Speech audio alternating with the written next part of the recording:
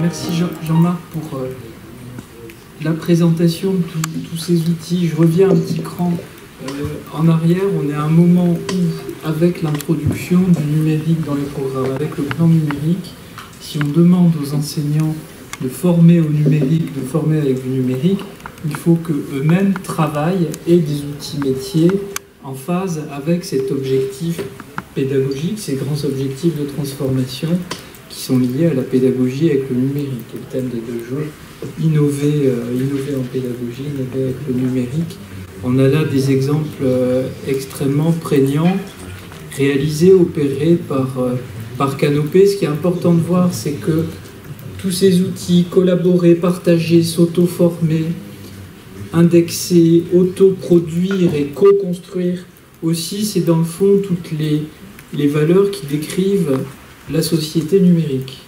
Donc on est également dans un plan qui accompagne la transformation des pratiques enseignantes en les dotant des moyens et des outils qui leur permettent de travailler à l'heure du numérique, eux-mêmes dans leur métier. Là, je crois que Canopé est pleinement dans son rôle, et c'est pour ça que dans le pilotage de ce grand plan numérique et de la stratégie numérique du ministère, on travaille avec les opérateurs.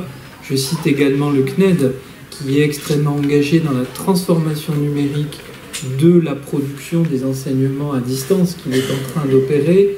Canopé a fait sa mue numérique et travaille également avec cette articulation entre numérique et présentiel, numérique et proximité. Là-dessus, on est parfaitement en phase, puisque la pratique numérique va se faire dans des groupes humains, dans des communautés enseignantes qui sont dans l'établissement, qui sont entre l'école primaire et le lycée, dans le cadre du cycle 3, qui sont dans des bassins éducatifs. Donc on a là, je pense, toute la panoplie d'outils qui donnent sens et qui rend possible la réalisation des missions. Il va falloir évidemment réussir et compléter parfaitement la diffusion. Il ne suffit pas de produire les plus beaux outils du monde pour qu'ils soient utilisés par 100% des gens tellement ils sont bien, hein. C'est tout l'accompagnement utile. Et ce que tu as dit tout à l'heure sur l'ESP, c'est-à-dire que cette panoplie d'outils, ce système intégré, ce système cohérent, il doit être, à mon avis, donné comme outil de formation dès l'ESP aux jeunes enseignants.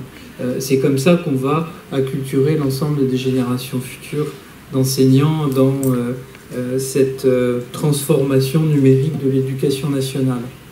Quand on voit les taux de déploiement de ces outils, ça c'est toute la force de frappe des ateliers Canopé, toute la force de frappe des actions de formation qui sont conduites en académie, la force de frappe de toutes les SP qui sont en train de bien monter en puissance, et pouvoir le faire savoir, pouvoir échanger, c'est toute la force qu'on souhaite donner au réseau social Viaéduc.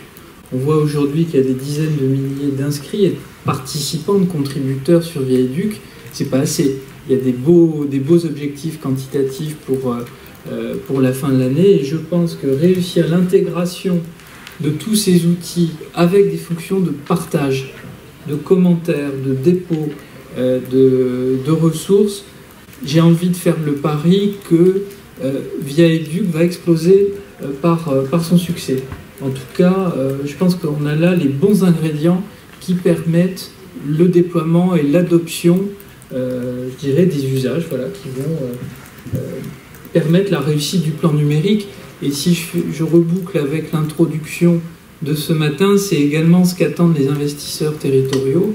C'est un système éducatif qui marche, capable de délivrer une pédagogie adaptée à toutes ces attentes et qui favorise la réussite de tous les étudiants.